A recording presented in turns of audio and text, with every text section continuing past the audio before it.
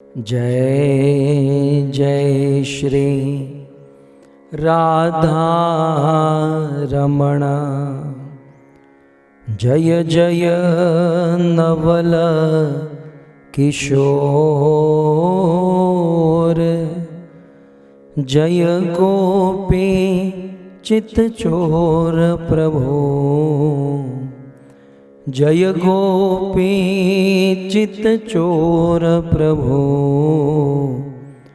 जय जय माखन चोर, जय जय माखन चोर। श्री कृष्णचंद्र भगवान की, जगत गुरु शील प्रभुपाद की।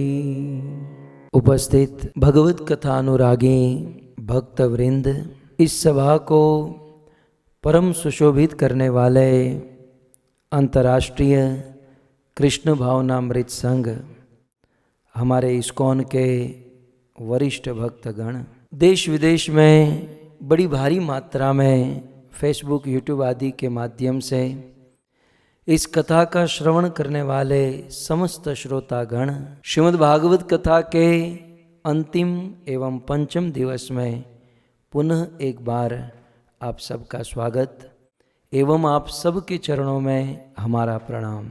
जीवन बीता जा रहा है। इस संसार में काल, समय एक ऐसी वस्तु है, पूरी दुनिया मिलकर भी उसे रोक नहीं सकती है। बाकी सब कुछ रोका जा सकता है, परंतु समय को नहीं रोका जा सकता। और हमारे जीवन का जो समय है, हमारे मनुष्य जीवन का समय सार्थक तब माना जाता है जब हम इस कीमती समय में भगवान की कथा का श्रवण करें। ऐसा नहीं है कि हम कथा बोल रहे हैं, आप सुन रहे हैं, इसलिए हम आपकी थोड़ी बहुत प्रशंसा करें, नहीं। श्रीमद् भागवत में शुकदेव गोस्वामी ने हजारों की सभा में कहा कि आयुर हरति वै पुंसाम उन्नतम च यत्नसो। इस संसार में उस मनुष्य की आयुष्य व्यर्थ ही हरी जा रही है। इस संसार में उस मनुष्य की आयुष्य व्यर्थ ही बीत रही है। कहते हैं तस्यते तक्षणो नित्य उत्तम श्लोक वार्तया। उत्तम श्लोक, भगवान श्री कृष्ण की कथा वार्ता को छोड़कर हमारा समय जिस किसी भी कार्य में बीत रहा है वह सब फैल है, वो व्यर्थ है। ये शुकदेव गोस्वामी का वचन है भक्तों। शुकदेव गोस्वामी आप सब जानते हैं, साक्षात श्रीमती राधा रानी के अंतरंग पार्षद है, जो स्वयं राधा और कृष्ण के बीच में एक मैसेंजर का काम करते थे। वही आध्यात्मिक जगत के लीला शुक आज शुकदेव गोस्वामी बनकर धरती पर आए। वृंदावन के कोने से आज आवाज़ निकली शुकदेव गोस्वामी के विषय में। मैं आपको निवेदन करूं, परम पूज्य राधा गोविंद गोस्वामी महाराज ने निवेदन किया कि शुकदेव गोस्वामी पूर्ण रूप से अनपेक्ष थे। अनपेक्ष अर्थात किसी वस्तु की कोई अपेक्षा किसी से भी नहीं रखते थे। वे तो कोपिन भी नहीं पहनते थे और किसी अन्य वस्तु की क्या अपेक्षा करेंगे। इस तरह से रहना वास्तव में एक अद्भुत सुख है। शुकदेव गोस्वामी के पास कुछ भी नहीं है, किंतु वे संसार के सबसे बड़े सुखी व्यक्ति हैं। भक्तों, शुकदेव जी दुनिया के सबसे बड़े सुखी व्यक्ति में से माने जाते हैं।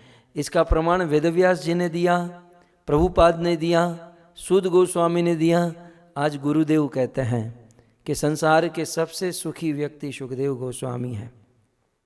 जबकि ऐसे बहुत से लोग हैं जिनके पास जीवन की समस्त सुख सुविधाएं हैं, किंतु दिन रात दुख में रोते रहते हैं। इसका अर्थ यह है कि सुविधा जो है ये सुख का माध्यम नहीं है। हायर फैसिलिटी का उपभोग करना ये सुख प्राप्ति का माध्यम नहीं है। या फिर धन संपत्ति गाड़ी बंगले, ये भी सुखी होने का मार्ग नहीं है। सुख जो है वो त्याग में है, सुख जो है तपस्या में है, और सुख वास्तव में भगवान की भक्ति में है। और मनुष्य जीवन मिला ही इसलिए है कि जन्म जन्मांतर के चक्र में, बंधन में हम लोग बंधे हुए हैं, उस दुख रूपी बंधन से मुक्त हो जाए। और इसका एकमात्र उपाय भगवत कथा का श्रवण है। आप कहोगे अनेकों प्रकार की भक्ति है, यहाँ शुकदेव जी ने श्रवण ही क्यों कहा? एक बात याद रखिएगा, अन्य भक्ति के 5 अंग, 9 अंग या 64 अंग, जितनी भी भगवान की भक्ति है, सभी भक्ति का आधार श्रवण भक्ति है। श्रवण जो है वे मूल में है। यदि श्रवण ठीक से नहीं करेंगे तो कीर्तन नहीं होगा ठीक से, स्मरण वंदन अर्चन किसी भी कार्य को हम ठीक से नहीं कर पाएंगे यदि हमारा श्रवण बराबर नहीं है। इसलिए सभी भक्तियों का बेज, आधार, पिलर है श्रवण भक्ति। और शुकदेव जी ने निवेदन किया कि उत्तम श्लोक वार्तया, भगवान कृष्ण की लीला में यदि हमारा जीवन नहीं बीतता है तो हमारा जीवन व्यर्थ है। शुकदेव जी ने बड़े कड़े शब्दों में कह दिया कि मनुष्य जीवन प्राप्त करके यदि भगवत कथा नहीं सुनते हैं तो जीते जी हम मरे हुए हैं, जीते जी मरे हुए हैं यदि हम भगवत कथा नहीं सुनते। अर्थात हम जिंदा लाश है। यदि कोई लाश जिंदा हो जाए तो कितना डर लग सकता है। हम लोग जिंदा लाश यदि हम भगवत कथा नहीं सुनते।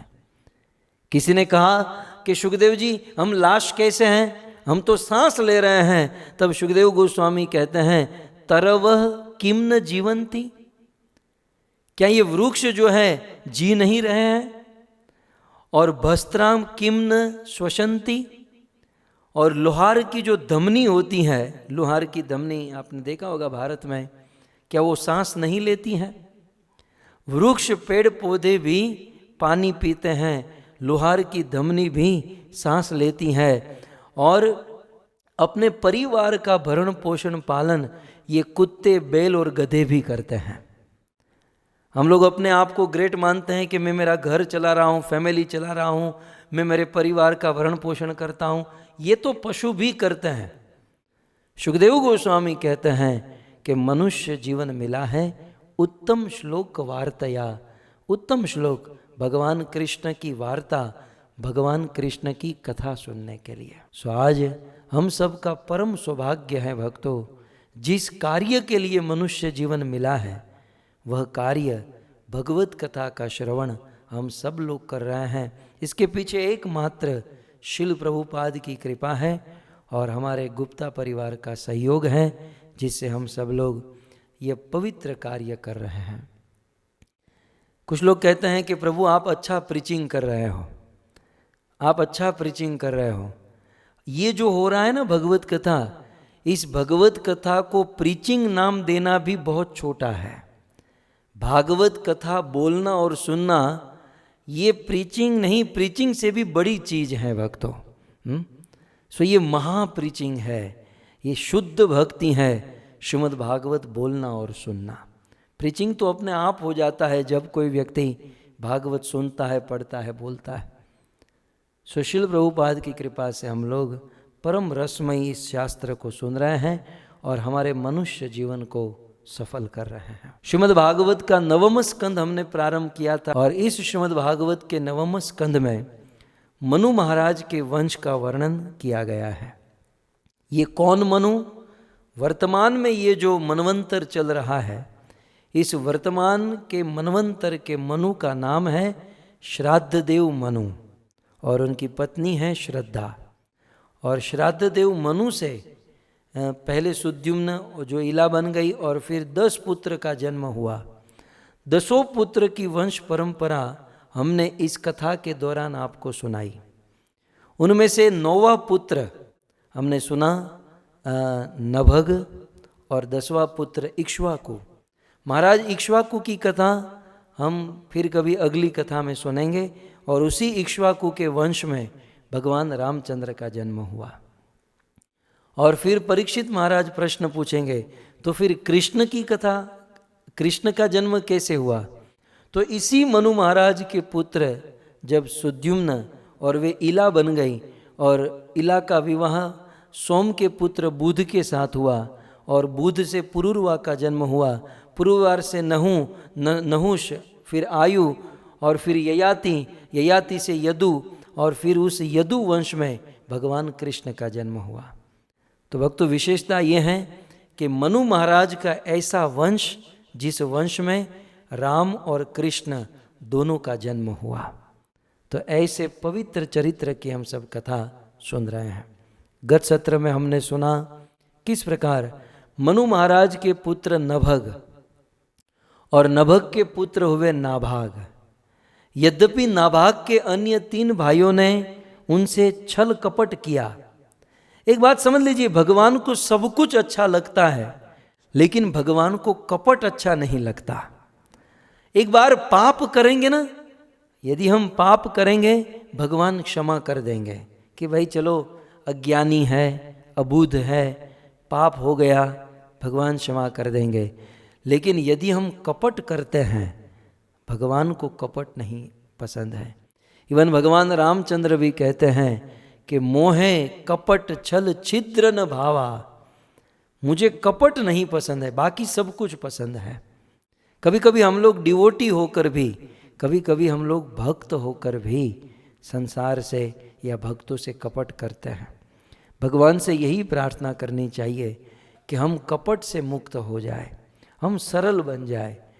और जो कपट से मुक्त है उसी का नाम है साधु, उसी का नाम है वैष्णव भक्त। साधु जो होते हैं, वैष्णव भक्त जो होते हैं, वो बाहर से और अंदर से समान होते हैं।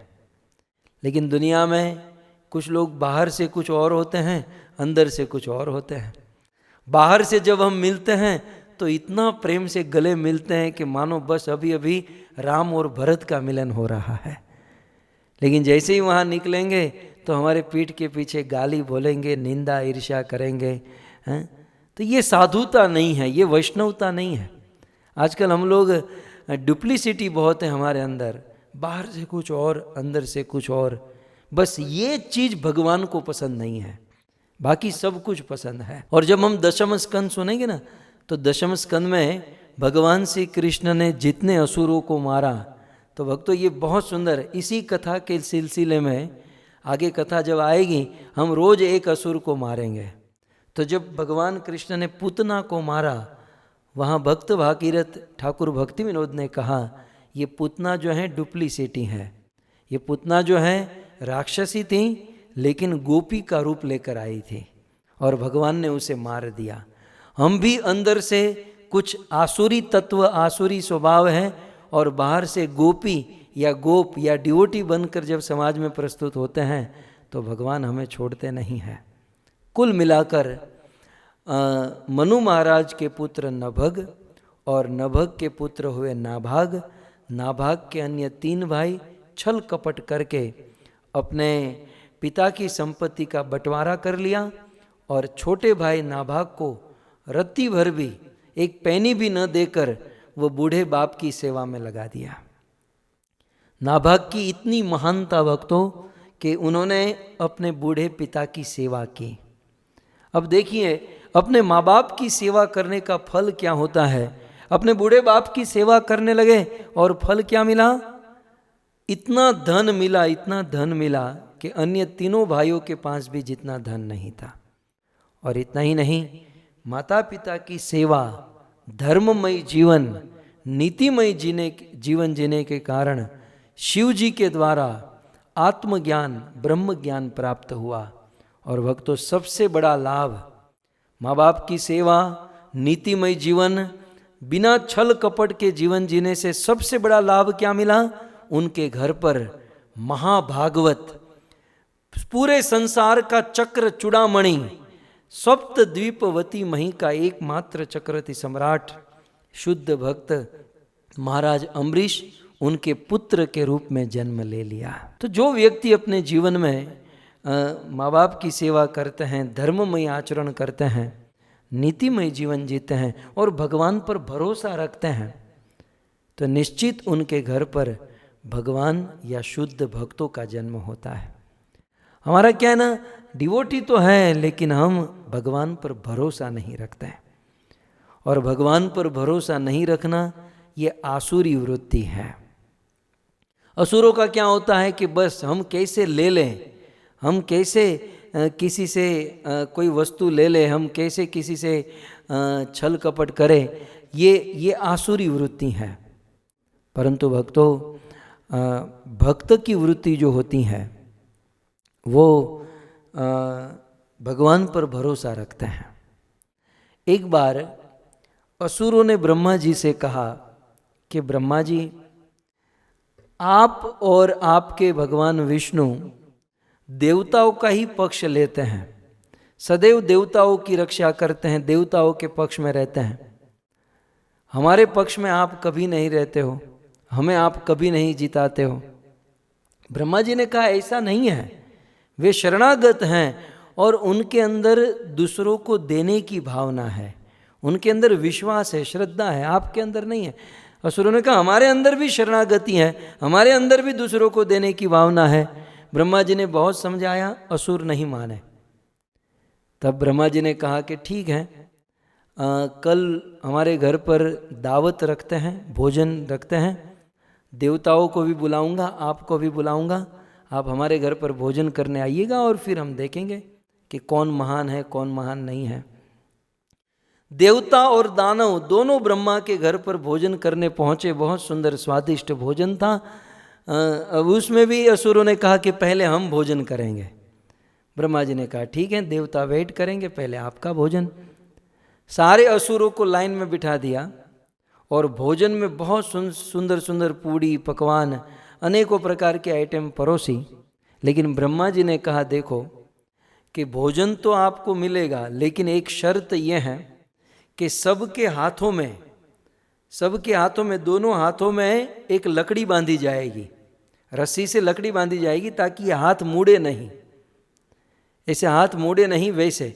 तो सारे असुरों के दोनों हाथ बांध दिए गए और फिर कहा कि भोजन करो। थाली में बहुत सुंदर, लेकिन हाथ सीधा, भोजन पकड़ तो लेते थे लेकिन ये नहीं मुड़ने के कारण वो मुंह में नहीं जाता था।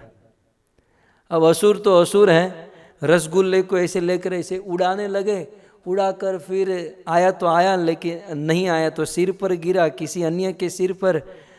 वहां पर कीच मच गई, लेकिन कोई असुर ठीक से खा नहीं पाया। तब असुरों ने कहा ठीक है भाई, हमारा हो गया। देवताओं का टर्न आया, देवताओं को बिठाया, भोजन परोसा।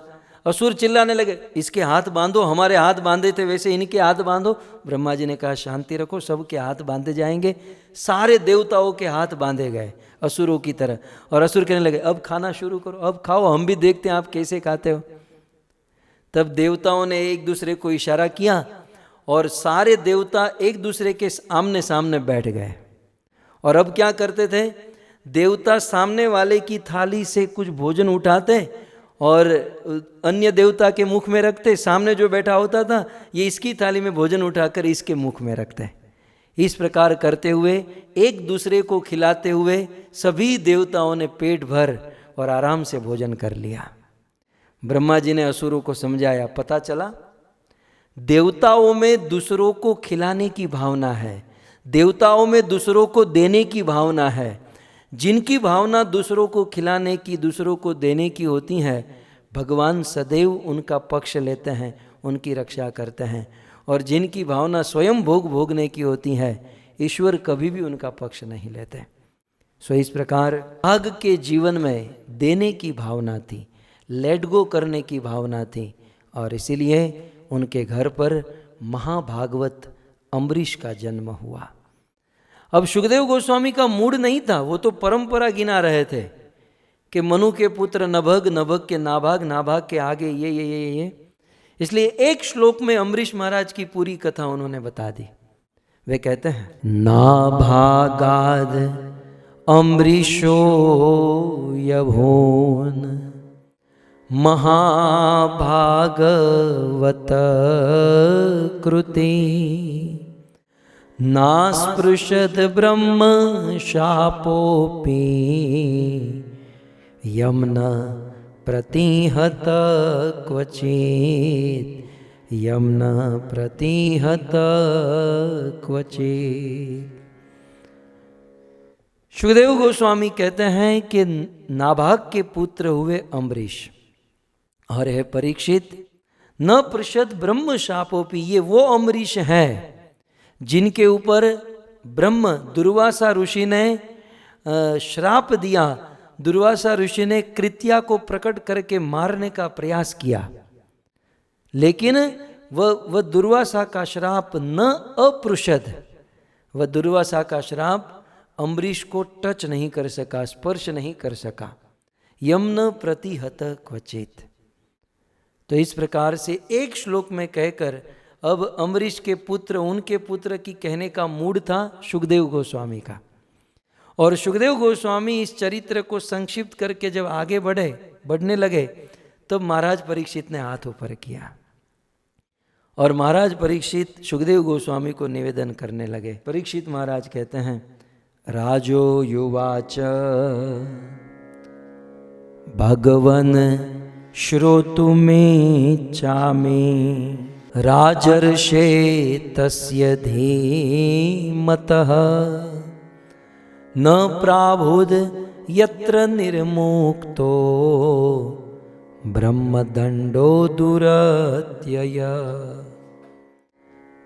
महाराज परीक्षित सुखदेव गोस्वामी से कहते हैं कि भगवन श्रोतुमिच्छामि, हे भगवंत, हे सुखदेव गोस्वामी आप रुकिए, आप इतनी तेज गति से आगे मत बढ़िए।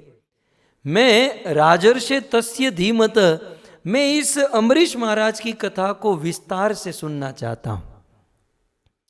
न प्राबुध यत्र निर्मुक्तो ब्रह्मदंडो दुरत्यय। ब्रह्मदंड, ब्राह्मण का वचन कभी विफल नहीं जाता। इतिहास में एक भी घटना आप मुझे बता दीजिए कि ब्राह्मण का वचन कभी फैल गया हो। एक भी ऐसी घटना नहीं है भक्तों। लेकिन हाँ, आज एक ऐसी घटना घटने जाएगी जहां ब्राह्मण के वचन फेल हो जाए।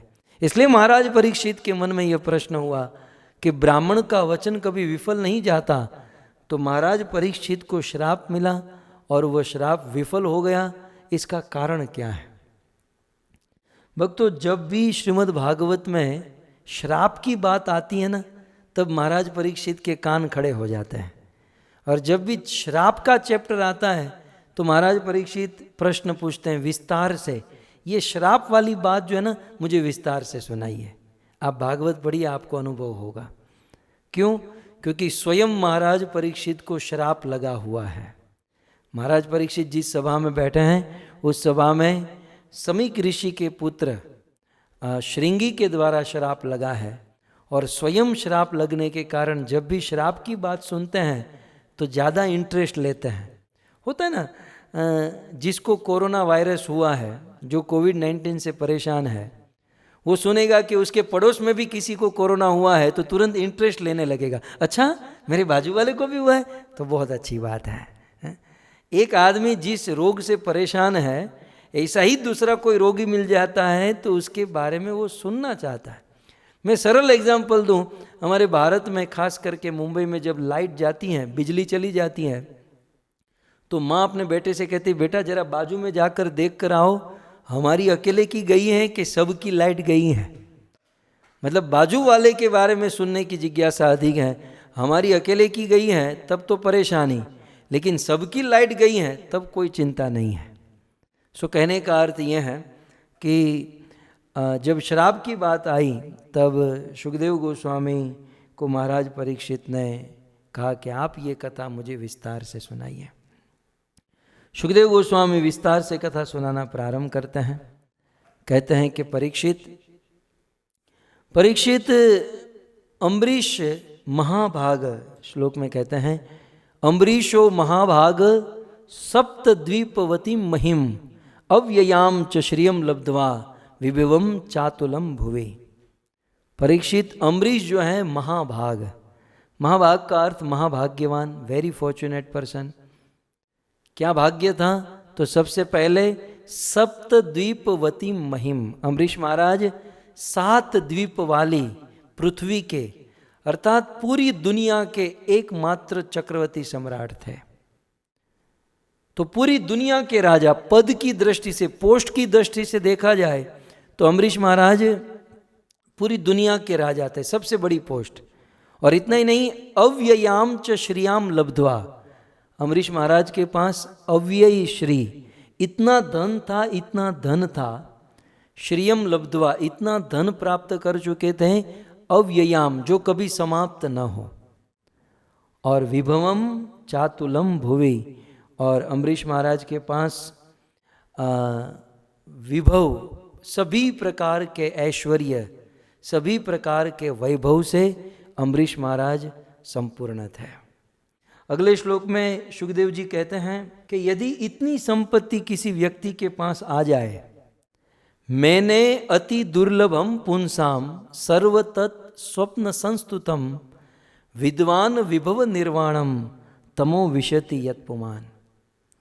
इतनी संपत्ति यदि किसी संसार के साधारण व्यक्ति के पास आ जाए, तब तो वो पागल हुए बिना रह नहीं सकता।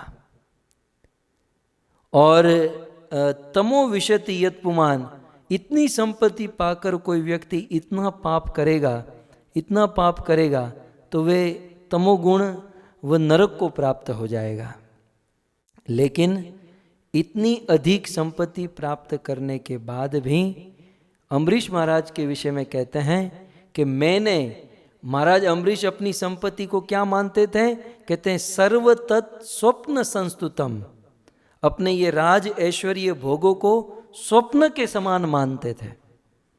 बोले ये स्वप्नवत है, मैं राजा हूं, मेरे पास जो पद हैं, पोस्ट हैं, धन संपत्ति है, तत्स्वप्नवत संस्तुतम। मैं श्लोक इसलिए आपके सामने रख रहा हूं भक्तों कि हमें भी हमारे जीवन में जो भी प्राप्त होता है, चाहे अच्छा या बुरा, चाहे धन संपत्ति, चाहे दुख, लेकिन हमें उसे स्वप्न के समान समझना चाहिए। क्योंकि जैसे हम रात को सोते हैं और सोते समय मान लो कोई व्यक्ति बहुत धनी हो जाए, राजा हो जाए, लेकिन जब सुबह जगता है तो कोई धन नहीं, कोई राजा नहीं, तो वो स्वप्न केवल 1, 2, 3 घंटे के लिए होता है, और हमारा जीवन रूपी स्वप्न जो है वो 100 साल का है।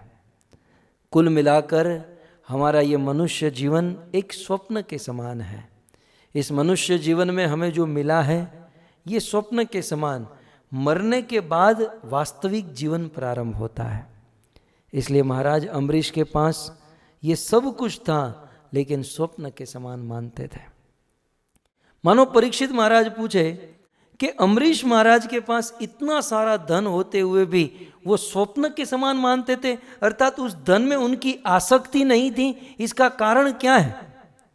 तब अगले श्लोक में शुकदेव गोस्वामी कहते हैं कि किसी भी व्यक्ति के जीवन में भोग ऐश्वर्य हो, लेकिन फिर भी आसक्ति से मुक्त होना है, तो केवल एक ही उपाय है।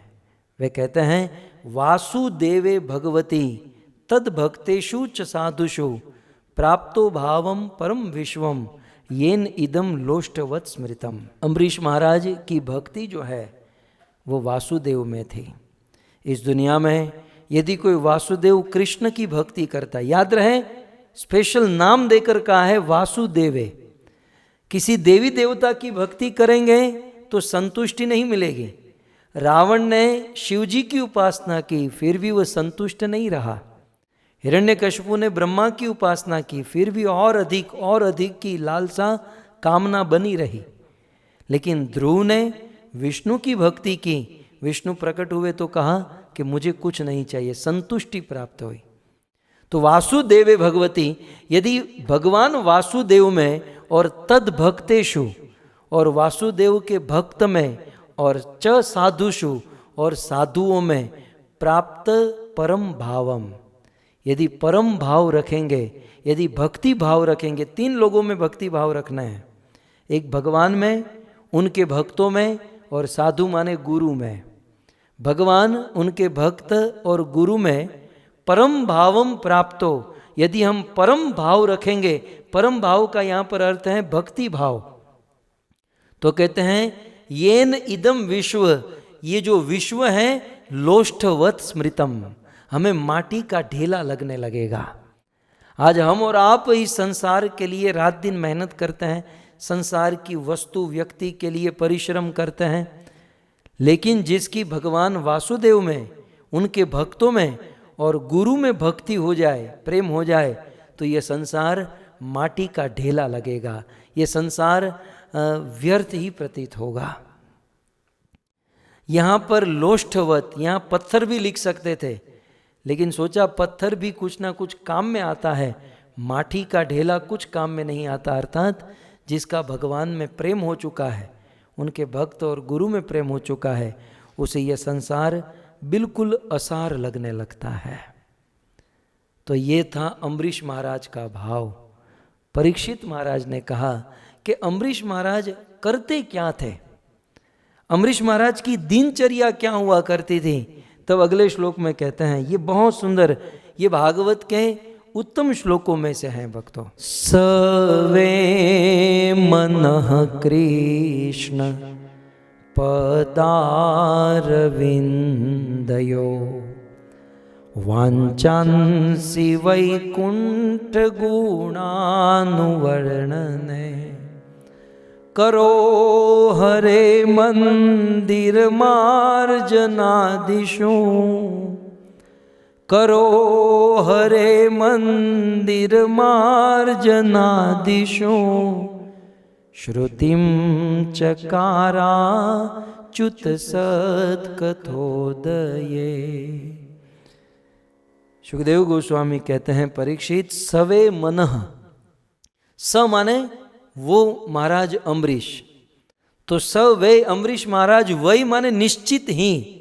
मतलब सुखदेव जी कहना चाहते हैं कि मैं कोई अंदाजा लगाकर नहीं कह रहा हूं, निश्चित ही महाराज अम्बरीश का मन, सबसे पहले कहते हैं मन कृष्ण पदार विंदयो, अम्बरीश महाराज का मन भगवान कृष्ण के चरण कमलों में लगा रहता था। अम्बरीश महाराज अपना मन भगवान के चरणों में, चरण का अर्थ है केवल चरण ही नहीं, भगवान के गुण रूप लीला सुंदरता में लगा रहता था। तो जिस अम्बरीश महाराज का मन कृष्ण के चरणों में, और वंचांसी वैकुंठ गुणानुवर्णने, और अम्बरीश महाराज की वाणी वैकुंठ, वैकुंठ विकुंठा के पुत्र वैकुंठ, वैकुंठ भगवान का एक नाम है, कृष्ण का एक नाम है वैकुंठ।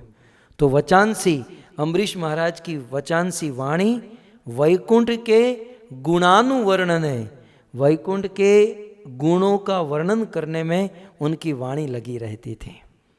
शेयर बाजार का भाव क्या चल रहा है, बैंक में बैलेंस क्या है, अमेरिका में क्या हो रहा है, पाकिस्तान में क्या हो रहा है, ये सब वाणी में नहीं था।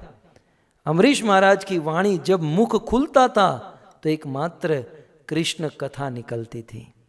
मन कृष्ण के चरणों में, वाणी भगवान के गुणगान करने में, और करो, करो माने हाथ, संस्कृत में करो माने हाथ होता है।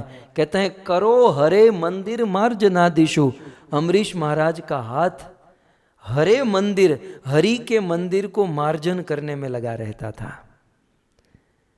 आप विचार कीजिए, सप्त द्वीपवती मही, 7 द्वीप वाली पृथ्वी के एकमात्र चक्रवर्ती सम्राट, धन संपत्ति राज रजवाड़े ऐश्वर्य कोई कमी नहीं, दास दासियों की कोई कमी नहीं। भक्तों, वर्णन तो ऐसा है अम्बरीश महाराज की 1000 पत्नी थी, लेकिन 30 पर भी जब भगवान की सेवा करने की बारी आती, जब भगवान की सेवा करने का प्रश्न आता, तो अम्बरीश महाराज अपनी पत्नी या दास दासियों को नहीं सौंपते, वे स्वयं अपने हाथों से भगवान का मंदिर साफ करते। करो हरे मंदिर मार्जन आदिशु, अम्बरीश महाराज स्वयं अपने हाथों से, हाथ में झाड़ू लेकर मंदिर साफ करते, राजा होने पर भी।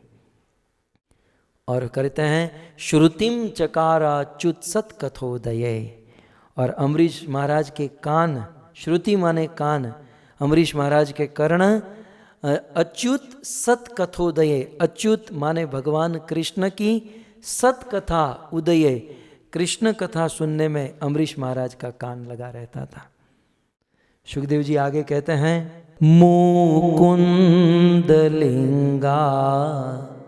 लय दर्शने दृशो तदभृत्य गात्र स्पर्शेंग संगमम घ्राणं च तत्पाद सरोज सौरभे घ्राणं च तत्पाद सरोजसौरभे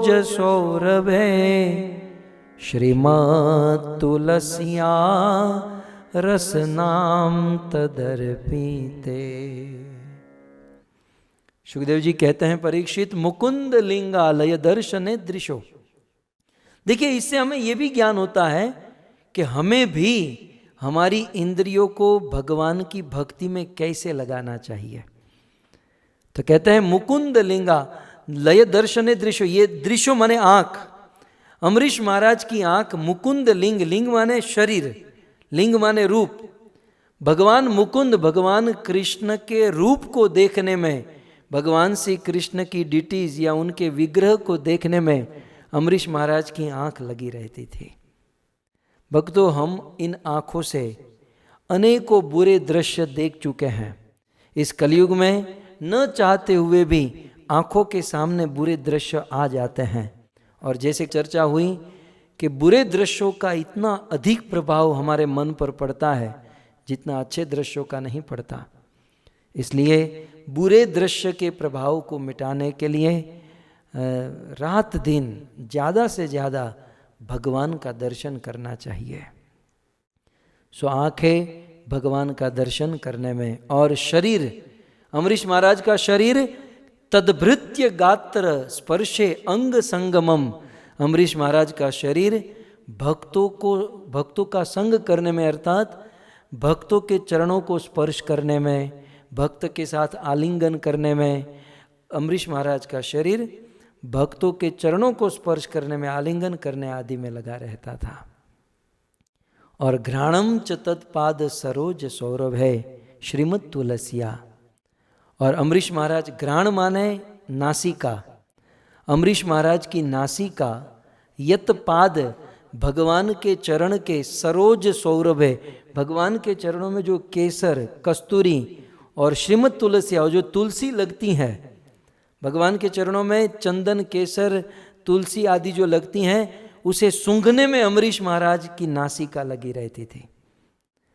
और अंत में कहते हैं रसना, रसना माने जीवहा। अम्बरीश महाराज की जीवहा क्या सेवा करती थी?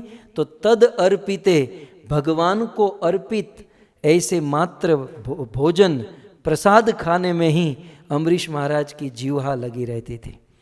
अर्थात अपनी जीवहा से एकमात्र भगवान का प्रसाद ही ग्रहण करते थे। आगे सुखदेव जी कहते हैं, पादो हरे क्षेत्र पदानुसर्पणे शिरो ऋषिकेश पदाभिवंदने कामं च दास्ये न तु काम काम्यया कामं च दास्ये न तु काम काम्यया यथोत्तम श्लोक जना श्रयारती।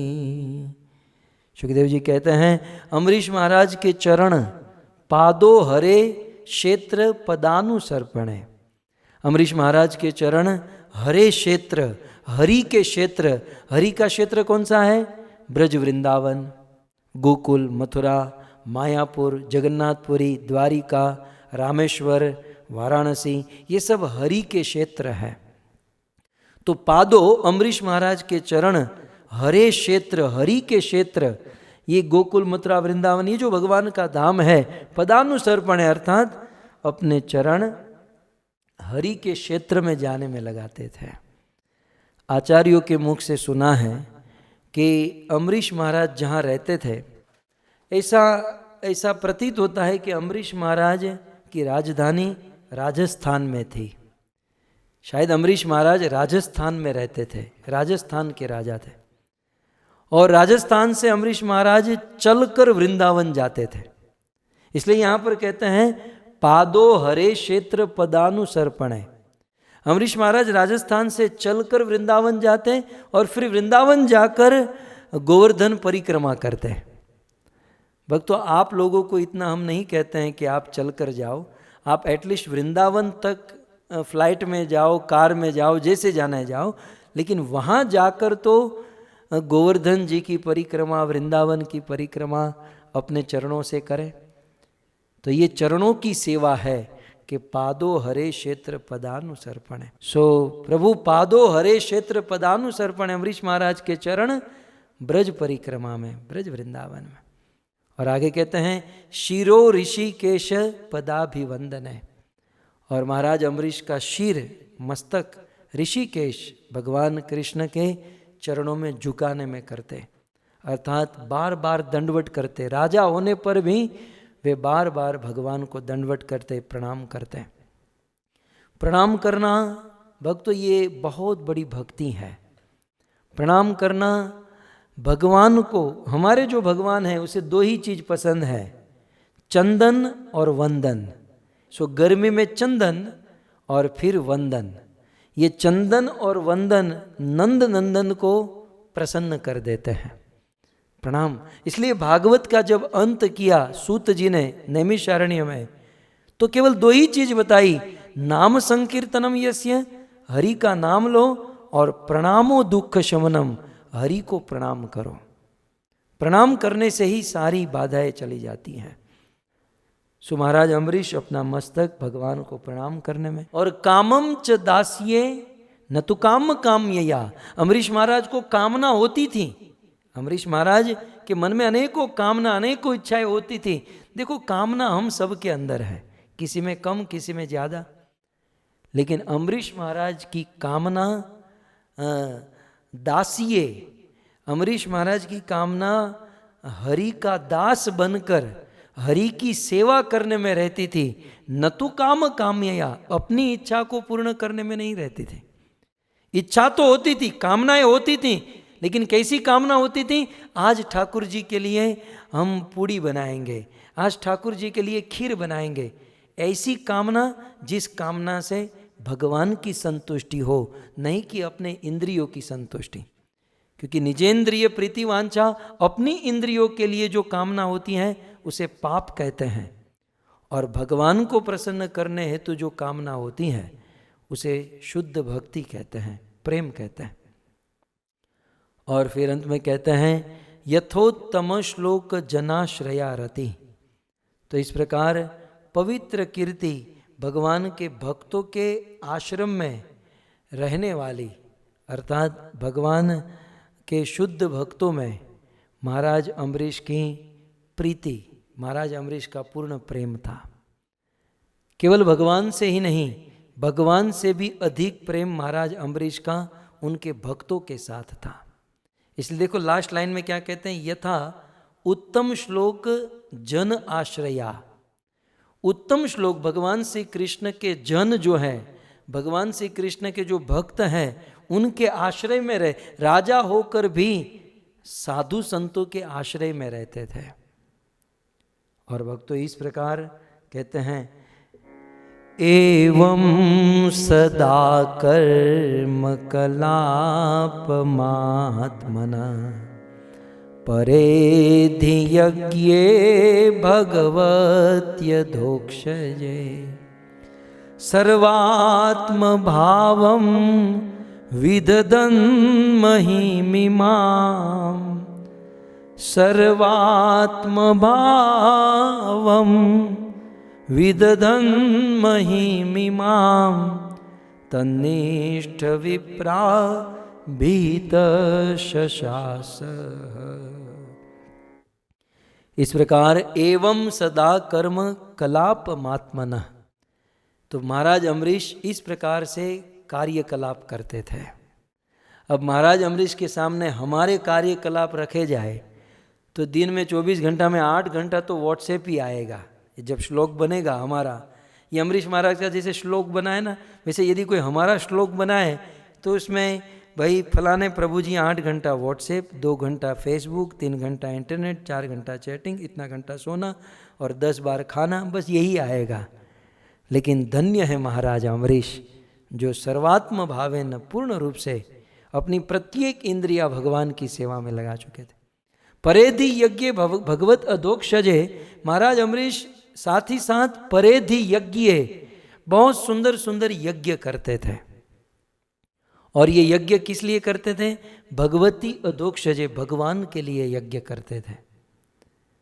और यज्ञ करते हुए उस यज्ञ के द्वारा, उस यज्ञ में अनेक प्रकार के ऋषि मुनियों को बुलाते हैं। इजेश्वरे महाविभूति पितचार दक्षिणे, अनेक अनेक महानुभाव, अनेक अनेक शुद्ध भक्त महाराज अम्बरीश के यज्ञ में आते थे।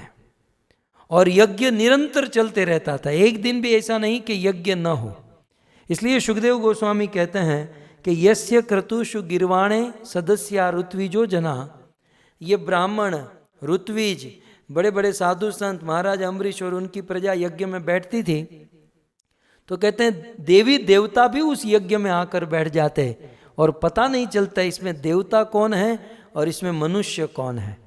इसलिए कहते हैं तुल्य रूपाश्च निमिषा। बोले पता तो चल ही सकता है ना कि देवताओं की निमेष आंखें पलक बंद नहीं होती हैं। देवताओं की आंखें जो हैं, जैसे हमारी पलक गिरती हैं, देवताओं की पलक नहीं गिरती हैं। तो मानो महाराज परीक्षित पूछे कि पलक के द्वारा तो पता चल जाता होगा कि कौन देवता है कौन मनुष्य है। तो कहते हैं कि इतने इतने सुंदर यज्ञ होते थे, उस यज्ञ को देखने के लिए मनुष्य समाज इतना आश्चर्यमय रह जाता था कि मनुष्य की भी पलकें नहीं गिरती थी, मनुष्य की भी आंखें बंद नहीं होती थी। इसलिए पता नहीं चलता था। तुल्य रूपाश्च निमिषा अदृश्यन सुवासस, इसलिए पता नहीं चलता था कि देवता कौन है मनुष्य कौन है। लेकिन एक बात हमारे लिए बड़ी महत्वपूर्ण है कि महाराज अम्बरीश के यज्ञ में, ध्यान से सुनिएगा, महाराज अम्बरीश के यज्ञ में चाहे देवता हो चाहे मनुष्य हो, लास्ट लाइन में कहते हैं अदृश्यंत सुवासस। देवता हो या मनुष्य हो, अमीर हो या गरीब हो, सुवासस, सुंदर वस्त्र पहनकर आते थे। यहाँ पर आचार्यों ने बहुत सुंदर टीका में लिखा है कि जब भी हम यज्ञ में जाते हैं तो सुवासस, हमें सुंदर वस्त्र धारण करने चाहिए।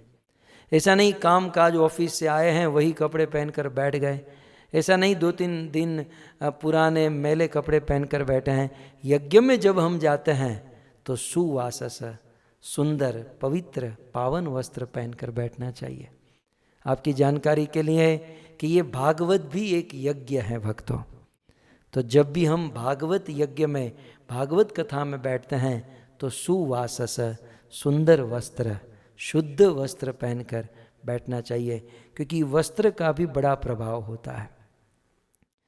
महाराज परीक्षित प्रश्न पूछे कि सुखदेव जी इतने सारे यज्ञ होते थे तो यज्ञ करने से तो स्वर्ग मिलता है, सो क्या ये यज्ञ स्वर्ग प्राप्त करने के लिए था? महाराज अम्बरीश ये यज्ञ क्यों करते थे? यज्ञ का उद्देश्य क्या था? सुखदेव गोस्वामी कहते हैं स्वर्ग न प्रार्थितो, स्वर्ग प्राप्त करने के लिए यज्ञ नहीं था। स्वर्गो न प्रार्थितो यस्य, यज्ञ रोज होता था लेकिन स्वर्ग के लिए नहीं। यस्य मनुज अमरः प्रिय, जो स्वर्ग मनुष्य और देवताओं को प्रिय है, ऐसे मनुष्य और देवताओं को प्रिय स्वर्ग को प्राप्त करने के लिए यज्ञ नहीं होता था।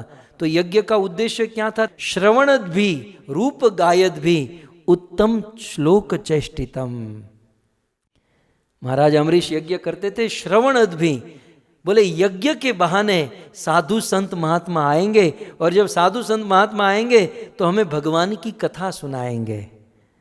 तो यज्ञ का उद्देश्य क्या था? श्रवणद भी एक, और दूसरा रूप गायद भी, साधु संत महात्मा आएंगे तो भगवान के रूप को गाएंगे। और उत्तम श्लोक चेष्टितम, और उत्तम श्लोक भगवान श्री कृष्ण की चेष्टा, भगवान श्री कृष्ण की लीला आदि को हमारे बीच में प्रस्तुत करेंगे। तो इस उद्देश्य से, न कि स्वर्ग के लिए, महाराज अम्बरीश भगवान श्री कृष्ण की कथा के लिए यज्ञ करते थे। यज्ञ तो मात्र बहाना होता था भक्तों, यज्ञ मात्र बहाना होता था। वास्तव में भगवत कथा कीर्तन के लिए ही महाराज अम्बरीश यज्ञ किया करते थे।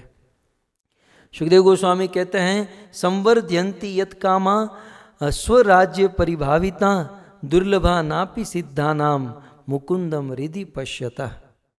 जो स्वर्गीय भोग, जो स्वर्ग के भोग आदि होते हैं, वो महाराज अम्बरीश और जितने भी यज्ञ में बैठे हुए लोग थे उनके लिए दुर्लभ नहीं थे। लेकिन फिर भी क्योंकि ये सब लोग भगवान कृष्ण की भक्ति में लगे हुए थे, इसलिए स्वर्ग मिलने पर भी, इनको स्वर्ग देने के बाद भी स्वर्ग प्राप्त करने की इच्छा नहीं होती थी। सार यही है कि भगवान की भक्ति में इतना आनंद आता था, कथा कीर्तन में इतना आनंद आता था कि किसी को भी स्वर्ग में जाने की इच्छा नहीं होती थी। और इसलिए इत्थम भक्ति योगेन तपोयुक्त प्रार्थिव स्वधर्मेण हरिप्रीणन सर्वान कामान जने रहो। परीक्षित महाराज ने पूछा कि जब अम्बरीश महाराज बस रात दिन भगवान की सेवा पूजा भक्ति ही करते रहते थे, तो उनका घर परिवार कैसे चलता था, है ना। जब समाज में यदि हम बात करें कि आप कथा सुनो तो तुरंत प्रश्न करते हैं, कथा ही सुनते रहेंगे तो खाएंगे पिएंगे क्या, हमारा जीवन कैसे चलेगा। तो अम्बरीश महाराज तो राजा है, पूरी धरती को संभालना है, पूरी प्रजा को संभालना है। जब इतने बड़े राजा टोटली भगवान कृष्ण की सेवा भक्ति में लगे तो उनका राज्य कैसे चलता था। तब महाराज परीक्षित ने कहा, सुखदेव गोस्वामी ने कहा कि अम्बरीश महाराज केवल भगवान की भक्ति करते थे और उनका राज्य भगवान की कृपा से चलता था। अम्बरीश भगवान के नाम पर और भगवान अम्बरीश के काम पर। तो कहा कि नहीं, प्रैक्टिकली बताइए कि राज्य कैसे चलता था। सुखदेव जी कहते हैं इसका उत्तर दूंगा, ये राज्य कैसे चलता था। घर परिवार भजन करने के बाद भी हैं, भक्ति भी करते थे और सबसे श्रेष्ठ राजा भी थे, अपना काम काज में भी श्रेष्ठ, भक्ति में भी श्रेष्ठ। इसका कारण क्या, हरे कृष्णा कृष्णा कृष्णा हरे हरे, हरे राम राम राम हरे हरे, राम राम हरे हरे।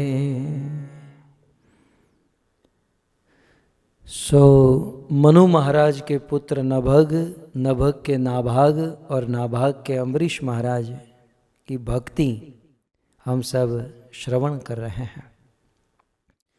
अम्बरीश महाराज सर्वतो भावेन, पूर्ण रूप से अपनी प्रत्येक इंद्रियां, पूरा जीवन भगवान में लगा चुके थे, लेकिन राजा थे।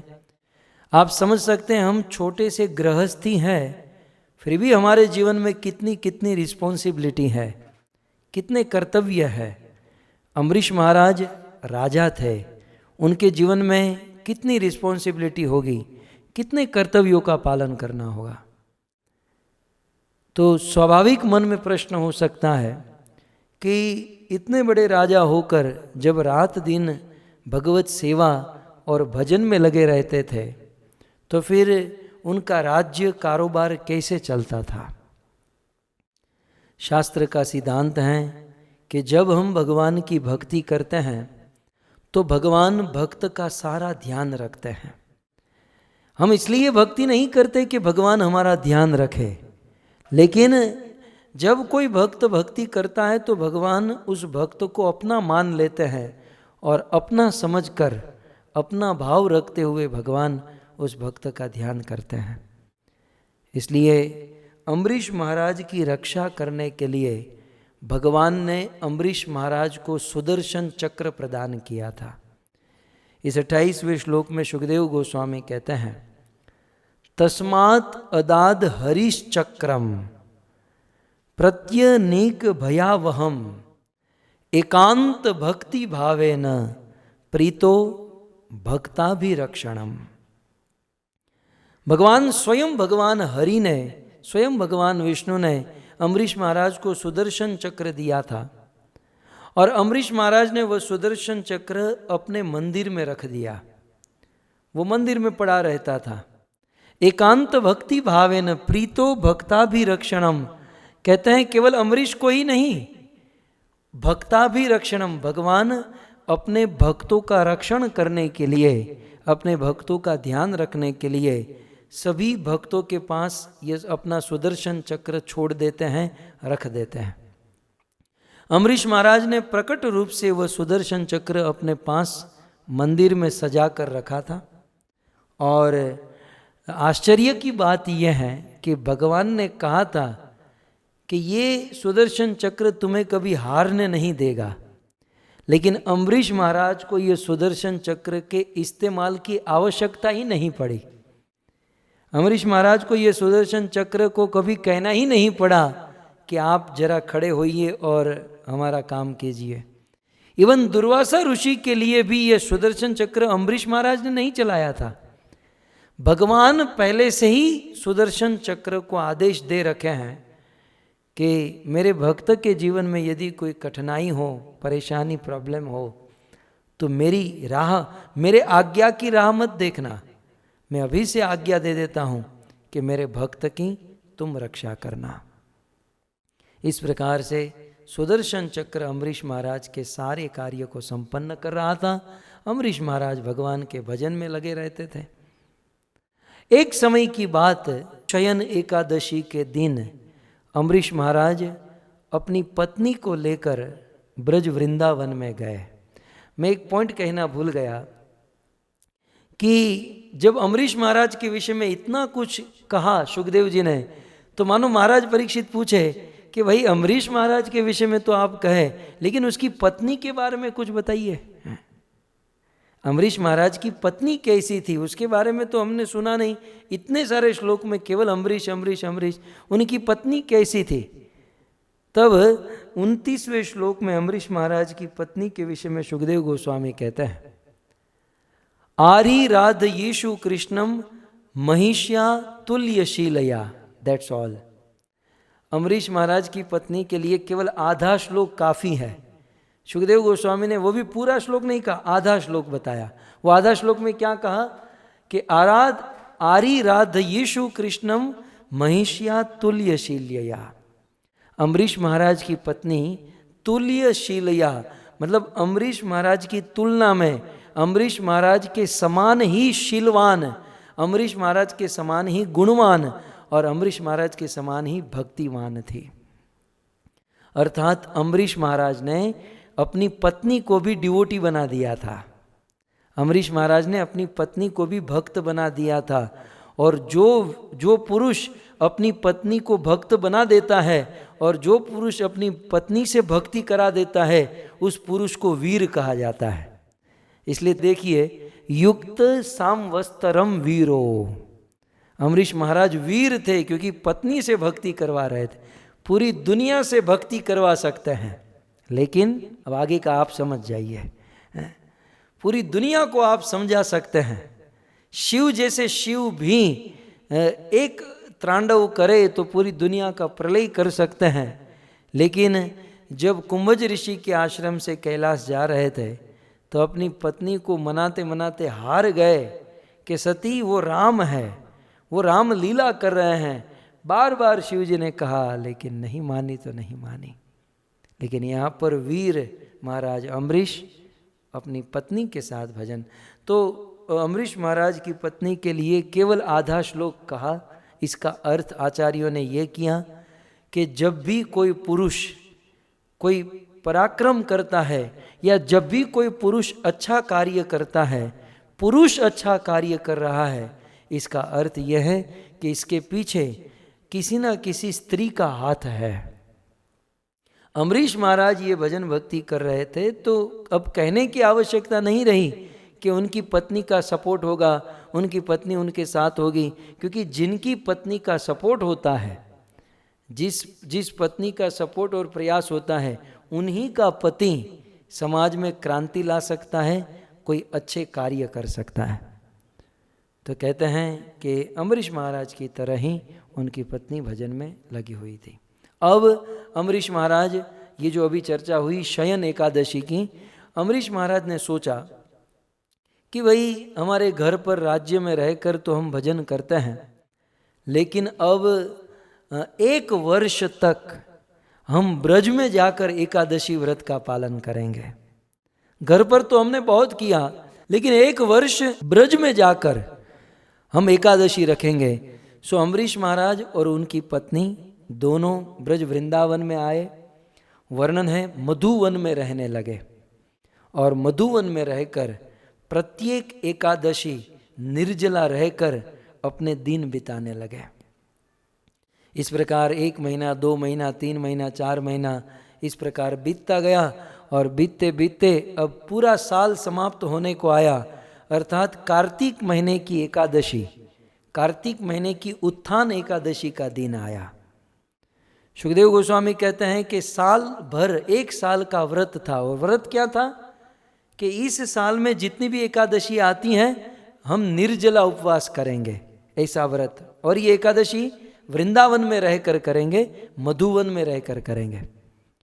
तो साल भर मधुवन वृंदावन में रहे, सेवा भक्ति पूजा किए। और जब अंतिम एकादशी थी तो 3 दिन पहले ही उन्होंने ये व्रत, अर्थात एकादशी के 1 दिन निर्जला नहीं रहते थे, 3 दिन निर्जला रहते थे। तो नवमी से प्रारंभ करते थे, नवमी, दशमी और एकादशी 3 दिन की निर्जला होती थी। और हरि की पूजा और अनेकों प्रकार से हरि की सेवा आदि करते हुए, ऐसा कहते हैं कि जिस दिन द्वादशी का दिन था, पूरे साल भर का व्रत अब समाप्त होने वाला था और द्वादशी के दिन पारण का समय था। उस पारण के समय भगवान का अभिषेक किया, ब्राह्मणों को बुलाया। कहते हैं गवाम रूप में विषाणी नाम, ब्राह्मणों को गाय की सेवा की। कितनी गाय प्रदान की? तो कहते हैं गृहेशु न्यर्बुदात निष्ठन, 60,000 गाय अम्बरीश महाराज ने ब्राह्मणों को दान में दी। और वे कैसी गाय थी?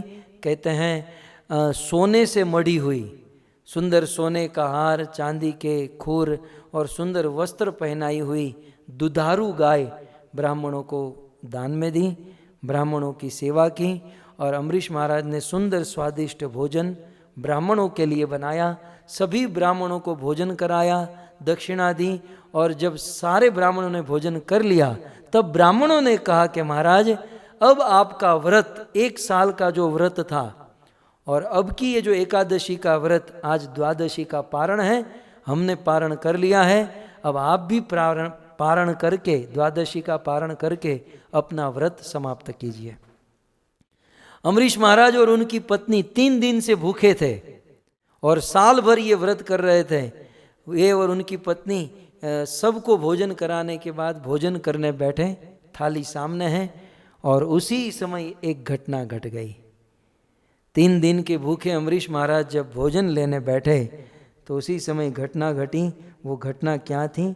सुखदेव गोस्वामी महाराज परीक्षित से कहते हैं, लब्ध कामेरनु ज्ञात पारणा योपचक्रमे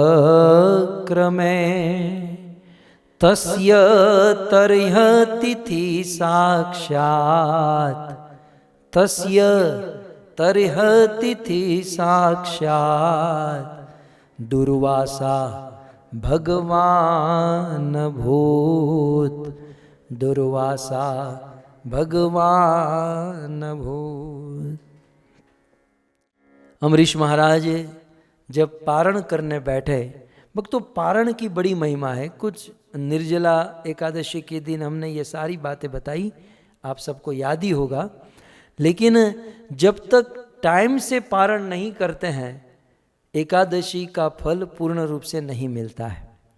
एकादशी रहने के बाद द्वादशी के दिन सुबह पारण का एक निश्चित समय होता है। वह समय कभी आधे घंटे के लिए, 1 घंटा, पौना घंटा, 2 घंटा, और उस बीच में पारण हो जाना चाहिए, उस बीच में अन्न खा लेना चाहिए, नहीं तो एकादशी का फल पूर्ण रूप से प्राप्त नहीं होगा। तो पारण करने उसी समय पर बैठें और तस्य तरह तिथि साक्षात, और उसी समय साक्षात दुर्वासा ऋषि वहाँ पर अभूत प्रकट हुए हैं।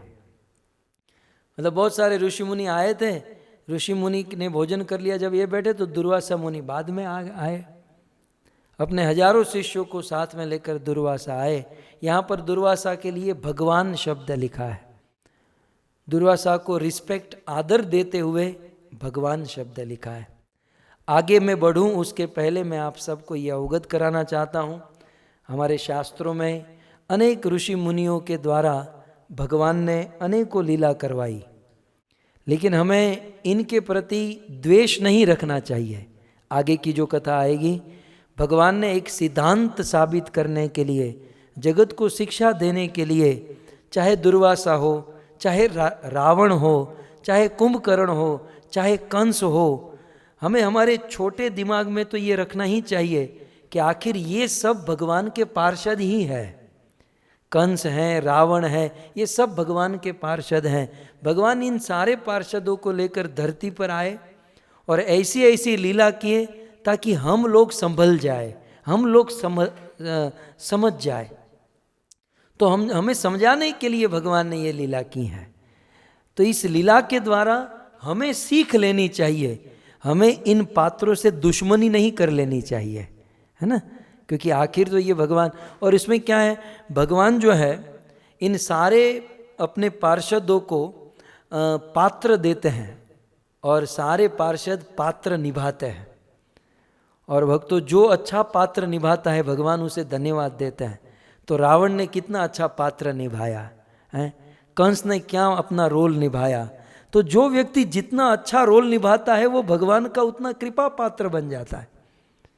तो हमें भी इस बात को समझना चाहिए कि आखिर ये भगवान के पार्षद है, भगवान की इच्छा से ये सब हो रहा है। हमें उस शिक्षा को ग्रहण करना है, नहीं कि उस पात्र से दुश्मनी कर लेनी है। मेरी बात शायद आप समझ रहे हैं। तो ठीक उसी प्रकार यहाँ पर सुखदेव गोस्वामी ने पहले से ही हम सबको अलर्ट किया है कि कहीं दुर्वासा का अपराध मत कर बैठना।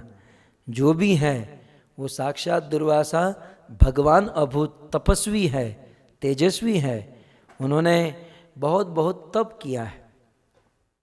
सो आइए कथा को हम आगे बढ़ाएं इस चीज को देखते हुए कि दुर्वासा ऋषि वहाँ पर अम्बरीश महाराज के आश्रम में उनके घर पर आए तो अम्बरीश महाराज खड़े हुए। अम्बरीश महाराज 3 दिन से भूखे थे, भोजन नहीं किया, वो खड़े हो गए, दुर्वासा ऋषि को प्रणाम किए और कहा, महाराज आप आइए और भोजन ग्रहण कीजिए। दुर्वासा ऋषि ने कहा, भोजन लूँगा, मुझे भी पारण करना है, लेकिन मेरी जो स्वाभाविक क्रिया है, मुझे स्नान आदि करना बाकी है, तो मैं स्नान करके आता हूँ, तब तक मेरा भोजन तैयार रखो। दुर्वासा ऋषि स्नान करने के लिए यमुना में गए। मधुवन की ये कथा है, वृंदावन की ये कथा है। दुर्वासा ऋषि स्नान करने के लिए मधुवन में गए। और अब कुछ लोग होते हैं ना कि एक बार भैंस की तरह नदी में पड़ते हैं तो फिर बाहर निकलने का नाम नहीं लेते हैं। अब दुर्वासा को 2-3 डुबकी मार के आ जाना चाहिए था। दुर्वासा ऋषि को स्नान करके आने में देरी लग गई और यहाँ पर अम्बरीश महाराज के द्वादशी के पारण का समय बीतने लगा। अब भक्तों, उस पारण के समय में पारण कर लेना चाहिए, नहीं तो फल नहीं मिलेगा एकादशी का। तो अब क्या करें? वहाँ पर अनेकों ब्राह्मण बैठे थे, ऋषि मुनि बैठे थे। अम्बरीश महाराज ने उन ऋषि मुनियों को कहा कि हे मुनिवर, अब आप ही मुझे बताइए कि मैं इस धर्म संकट में फंसा हुआ हूँ। एक और मेरे घर पर अतिथि आए हैं और दूसरी ओर द्वादशी के पारण का समय बीत रहा है। तो अब आप ही बताइए मुझे क्या करना चाहिए। उन ऋषि मुनियों ने आपस में चर्चा की और चर्चा करके कहा कि एक काम करो, आप जल पी लो। 3 दिन से निर्जला उपवास किया है, तो एक काम करो, जल पी लो। जल एक ऐसी वस्तु है जो भोजन मानी भी जाती है, भोजन नहीं भी मानी जाती है ना। जल को भोजन भी कहा जाता है। हमारी बंगाली भाषा में कहते हैं जल खाबो, जल को भी वो खाना कहते हैं, तो कहते हैं जल खाबो, जल खाओगे। तो इस प्रकार से जल खाना है भी और जल खाना नहीं भी। तो आप एक काम करो, जल ग्रहण कर लो। इन ऋषि मुनियों के, साधुओं के कहने पर अम्बरीश महाराज ने आधा ग्लास पानी पी लिया ताकि द्वादशी का जो समय था, पारण का समय, वो ये हो जाए। कुछ समय के बाद दुर्वासा ऋषि आए और दुर्वासा ऋषि को कहने की जरूरत नहीं पड़ी, भगवान समर्थ हैं, वो समझ गए कि मेरे आने से पहले अम्बरीश ने पानी पी लिया। अब पी लिया तो पी लिया, उसमें इतना हल्ला करने की कोई आवश्यकता नहीं थी। लेकिन कभी कभी कुछ लोग तपस्या तो कर लेते हैं, लेकिन तपस्या करते करते क्रोध को बढ़ा लेते हैं। हम लोग घर पर भी नहीं देखते हैं, कभी कभी कुछ लोग हमारे घर पर निर्जला उपवास रहते हैं, और जब निर्जला उपवास रहते हैं और जब भूख लगती है, भोजन करना नहीं है, तो खाली पेट क्रोध होता है। इन्हें बताया न था, उसके सामने हम जाते हैं ना तो वो क्रोध से जवाब देते हैं। मन करता है कि भाई खा लेना, क्यों खामखा क्रोध कर रहा है। कई बार कुछ लोग तप तो बहुत करते हैं, लेकिन क्रोध के ऊपर काबू नहीं होता। दुर्वासा ऋषि का भी ऐसा ही हुआ, तपस्या थी लेकिन क्रोध आया, इतना क्रोध आया, इतना क्रोध आया कि एवं ब्रुवाण उत्कृत्य जटाम रोष प्रदीपितः। दुर्वासा ऋषि को इतना रोष, इतना क्रोध आया और कहा कि मुझे भोजन कराने से पहले तूने पानी पी लिया। अब आधा ग्लास पानी पिया तो क्या उस तकलीफ हो गई, लेकिन नहीं, इनको इतना क्रोध आया कि मेरा अपमान हुआ, मेरा तिरस्कार हुआ, और क्रोध में आकर दुर्वासा ऋषि ने अपनी एक जटा को उखाड़ा। अब क्रोध था, जटा उखाड़ने का कष्ट, बाल को खींचने का, नोचने का कष्ट बस तो ध्यान में नहीं रहा, लेकिन एक जटा उखाड़ी और पृथ्वी पर पटकने से एक कृत्या को प्रकट किया। एक राक्षसी कृत्या प्रकट हुई। दुर्वासा ऋषि ने उस कृत्या को आदेश दिया कि इस अम्बरीश को मौत के घाट उतार दो, इस अम्बरीश को मार दो। वह कृत्या हाथ में तलवार लेकर दौड़कर अम्बरीश महाराज के पास आई, लेकिन भक्तों धन्य है अम्बरीश महाराज। उस कृत्या के विषय में कहते हैं, तमाप तंतिम ज्वलम अति असह्यता पदम भुवम। बिल्कुल तमाप पंतिम, जलते हुए लावे के समान वह कृत्या हाथ में तलवार लेकर दौड़ती हुई आई, और जब वो दौड़ रही थी तो ये धरती कांपने लगी, ये धरती डोलने लगी, और अम्बरीश महाराज को मारने के लिए आई। लेकिन वेपयंतिम समुदीक्ष्य न चचाल पदान नृपः। मुझे ये बात बहुत अच्छी लगती है, ये श्लोक मुझे बहुत अच्छा लगता है। अम्बरीश महाराज की आप श्रद्धा देखिए, अम्बरीश महाराज का आप विश्वास देखिए इस श्लोक में। तमाप तंतिम ज्वलतिम असी हस्ताम पदा भुवम वेपयंती समुदीक्ष्य। वह कृत्या हाथ में तलवार लेकर अम्बरीश महाराज के पास दौड़ते हुए आई, अब बिल्कुल निकट अम्बरीश महाराज के पास पहुंचकर उसको मारने ही जा रही है। लेकिन अंतिम लाइन में क्या लिखा, न चचाल पदा नृपः। अम्बरीश महाराज को भगवान के ऊपर इतना विश्वास था, अम्बरीश महाराज को अपनी भक्ति के ऊपर इतना विश्वास था कि यदि मैंने सच्चे दिल से सेवा की है, भक्ति की है, तो ये मेरा कुछ नहीं बिगाड़ सकते। अवश्य रक्षिबो कृष्ण, विश्वास पालन शरणागति का एक लक्षण है कि अवश्य भगवान मेरी रक्षा करेंगे। और इसलिए न चचाल पदा नृपः, अम्बरीश महाराज न चचाल, एक पद भी पीछे नहीं हटे। हम होते तो दौड़ने लगते कि ये कहीं मुझे मार न दे, लेकिन अम्बरीश महाराज को विश्वास था, वह एक कदम भी पीछे नहीं हटे। अब अम्बरीश महाराज खड़े के खड़े हैं और कृत्या उनको मारने ही जा रही है। तब अम्बरीश महाराज ने अपने मंदिर में जो वो सुदर्शन चक्र टांग कर रखा था, अम्बरीश महाराज ने तो कभी उस सुदर्शन चक्र को नहीं उठाया, उसका इस्तेमाल नहीं किया, लेकिन एक भक्त को जब इस प्रकार से कृत्या ने मारने का प्रयास किया, वह सुदर्शन चक्र मंदिर से बाहर निकल गया और बिल्कुल नाचते हुए सुदर्शन चक्र वहां पर आया। वह कृत्या अम्बरीश महाराज को मारने जाए उसके पहले सुदर्शन चक्र बीच में आ गया और उस कृत्या को अम्बरीश महाराज के 1 फीट की दूरी भी नहीं रही होगी, वहां पर सुदर्शन चक्र आया और वह कृत्या को जलाकर भस्म कर दिया। वो कृत्या ढेर हो गई और ये दृश्य अम्बरीश महाराज और दुर्वासा दोनों देखते रह गए। और भगवान का वह सुदर्शन चक्र अब ऐसा तेज गति से घूमने लगा, नाचने लगा, और अब कृत्या को मारने के बाद वह सुदर्शन चक्र दुर्वासा ऋषि के पीछे दौड़ने लगा। दुर्वासा ऋषि उस सुदर्शन चक्र से अपनी जान बचाने के लिए वहां से दौड़े। प्रेरित मंत्र ब्रह्म सरधावा, प्रेरित मंत्र ब्रह्म सरधावा, चला भाजी बायस भय पावा, चला भाजी बायस भय पावा। जैसे रामायण में भगवान रामचंद्र के हाथों से वह सारंग से वह बाण निकलने पर इंद्रपुत्र जयंत दौड़ा था, वैसे दुर्वासा मुनि उस सुदर्शन चक्र से अपनी रक्षा करने के लिए भागे।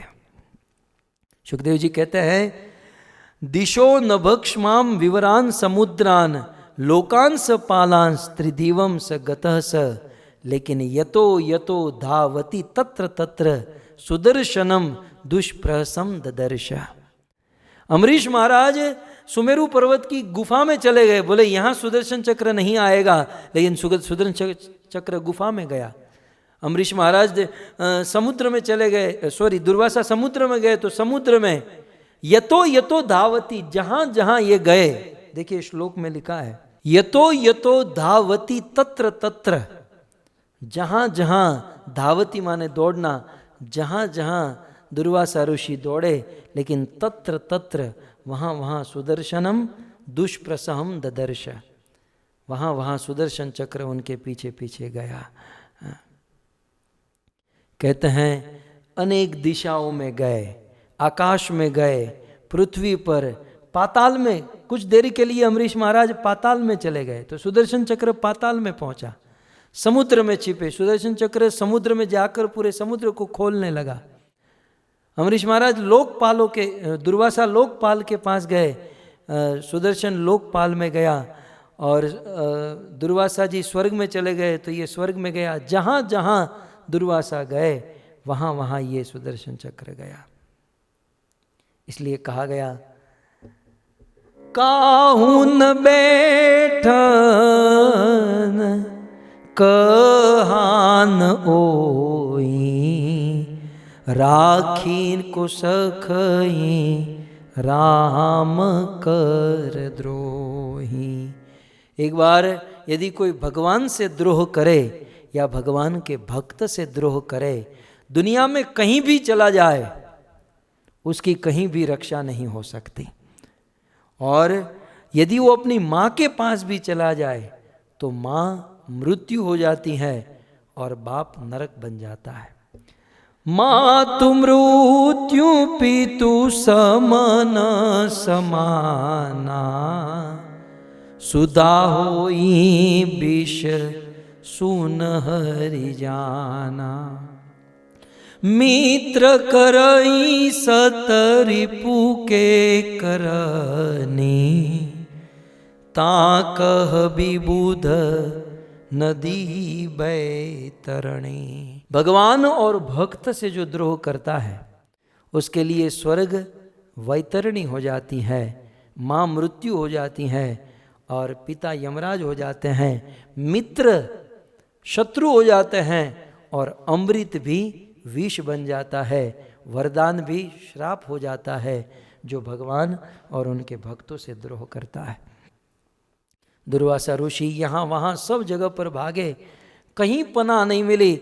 दुर्वासा ऋषि अपने पिता के पास पहुँचे ब्रह्मलोक में, और ब्रह्मलोक में जाकर ब्रह्मा जी को प्रणाम किए कि हे पिताजी, हे ब्रह्मा जी, मुझे बचा लीजिए। तब ब्रह्मा जी कहते हैं, ब्रह्मो युवाच, ब्रह्मा जी कहते हैं स्थानम मदीयम सहविश्व में तत्।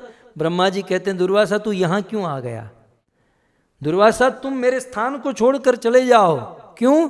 स्थानम मदीयम सहविश्व में तत् क्रीड़ावसाने द्विपराधि संज्ञे भूमात्र भूमात्रेण ही संधि दद्यो कालात् मनोयस्य तिरो भविष्यति। दुर्वासा बेटा तूने जिसका अपराध किया है वो अपराध कोई साधारण व्यक्ति का नहीं किया, ये उसके भक्त का अपराध किया है जिसके भ्रिकुटी भंग मात्रेण भू भार मात्रेण, जिनकी तिरछी नेत्र होने से करोड़ों ब्रह्मांड का प्रलय हो सकता है, पालन हो सकता है, सर्जन हो सकता है। तूने उस भगवान के भक्त का अपराध किया है।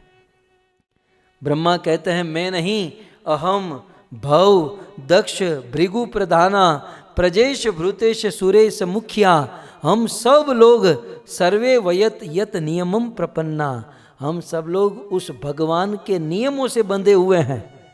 और ऐसे भगवान के भक्त का दुर्वासा तूने अपराध किया है। मैं तुझे प्रार्थना करूं मेरा स्थान छोड़कर चला जा, नहीं तो ये सुदर्शन चक्र मेरे ब्रह्मलोक को जलाकर राख कर देगा। दुर्वासा ऋषि को ब्रह्मा जी ने अपने लोक से बाहर कर दिया। तब दुर्वासा ऋषि दौड़ते दौड़ते वह सुदर्शन चक्र पूर्ण रूप से नहीं मार रहा है, यदि वह चक्र मार देता तो ब्रह्म हत्या हो जाती। 95% दुर्वासा ऋषि को पीछे से जलाता रहा और वह चक्र की आहत, चक्र का जलना दुर्वासा ऋषि को कष्ट दे रहा था। और अब दुर्वासा ऋषि दौड़ते दौड़ते कैलाश में पहुंचे, देवाधिदेव महादेव के पास पहुंचे। ब्रह्मा के पास तो कुछ बोल भी पाए, लेकिन इतना दौड़कर, इतना घूमकर और उस चक्र का इतना प्रकाश तेज, दुर्वासा ऋषि कैलाश में आकर सीधे लेट गए, कुछ बोल नहीं पाए। शिव जी समझ गए और शिव जी कहते हैं कि वयम न तात प्रभवाम भूमनि यस्मिन परेण्ये यत जीव कोशा भवंती काले न भवंती दृशा सहस्त्रशो यत्र वयम भ्रमामा। शिव जी कहते हैं कि दुर्वासा जी आप मेरे पास आए हो, सहस्त्रशो मेरे जैसे 1000 शिव भी प्रकट हो जाए फिर भी इस चक्र से तुम्हारी रक्षा नहीं हो सकती है।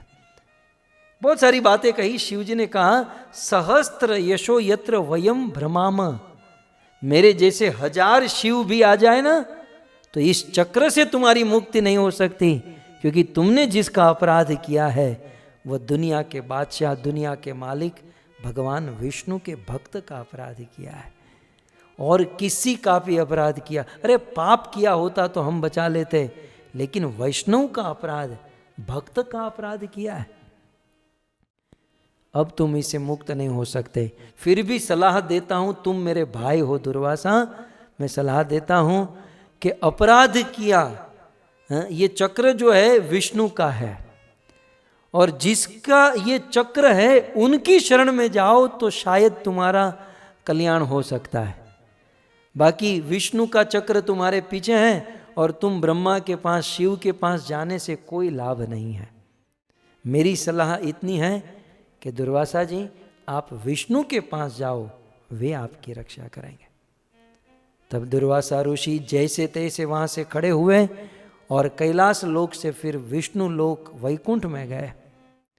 वैकुंठ में पहुंचे, वैकुंठ के प्रभाव से वह चक्र रुक गया, कुछ देर के लिए चक्र रुक गया और दुर्वासा जी भगवान विष्णु के चरणों में गिर गए। दोनों हाथ जोड़कर भगवान विष्णु को निवेदन करने लगे कि हे प्रभु, प्रभु आप मेरी रक्षा कीजिए। अब देखिए भगवान विष्णु जो है ना, भगवान विष्णु, हमारे भगवान कृष्ण कुछ बात में लाचार हो जाते हैं। किस बात में लाचार होते हैं? भगवान को भी एक लाचारी है, और वो लाचारी क्या है कि जब कोई व्यक्ति उनकी शरण में जाता है, वह कैसा भी हो भगवान उनको बचा लेते हैं। ये भगवान की लाचारी। जैसे गंगा चाहे कि मैं पापी हो जाऊं, तो गंगा कभी पापी हो सकती है? नहीं हो सकती। करोड़ों के पाप को दूर करती है। गंगा चाहे मैं पापी हो जाऊं, हो नहीं सकता। सरस्वती चाहे मैं मूर्ख हो जाऊं, हो नहीं सकता। लक्ष्मी चाहे मैं दरिद्र हो जाऊं, हो नहीं सकता। ठीक उसी प्रकार भगवान चाहे कि मैं शरणागत को छोड़ दूं, तो वे कभी छोड़ नहीं सकते। भक्तों, पूरे भगवान के इतिहास में आज तक भगवान के पास कोई गया और खाली हाथ लौटा हो, ऐसा एक भी प्रमाण नहीं है। लेकिन एक आज इतिहास रचने जा रहा है।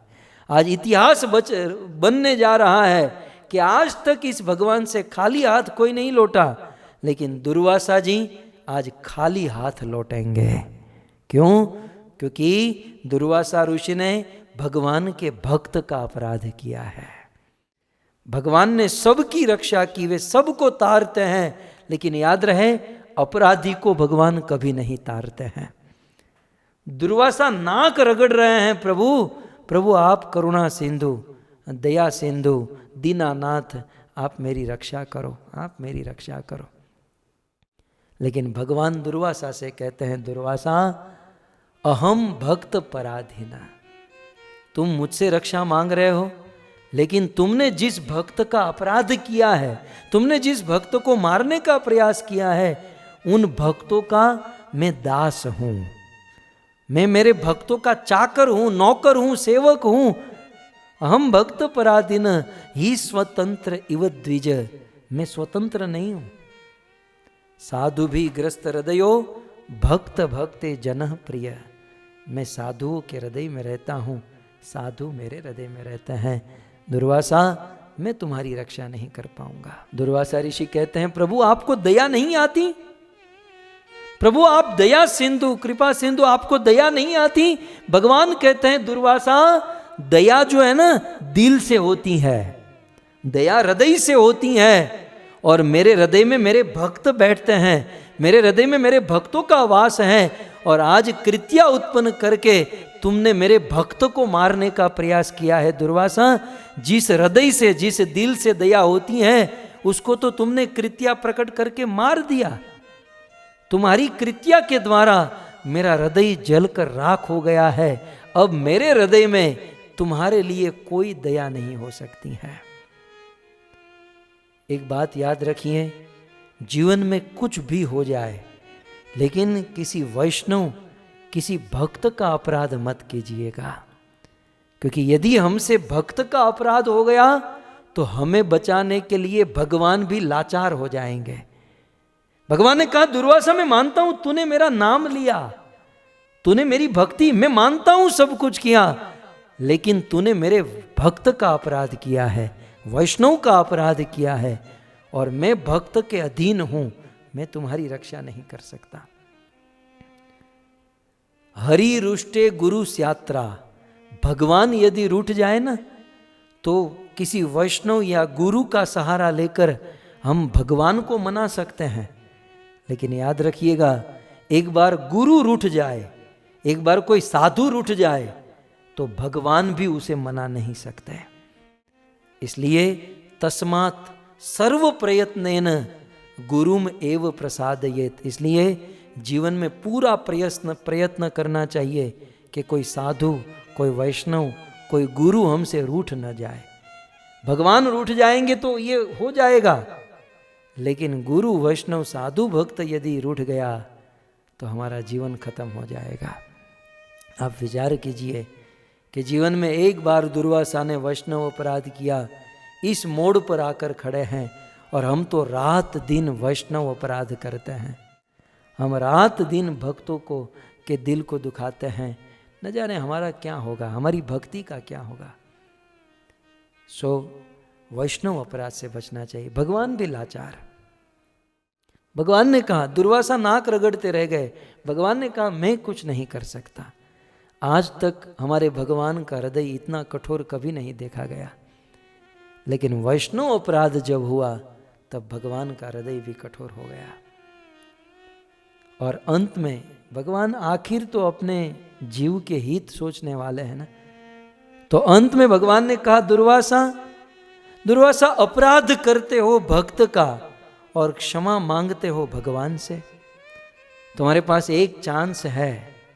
मैं 100% तो नहीं कह सकता, लेकिन चांस है कि जिसका अपराध किया है उनसे जाकर क्षमा मांगो।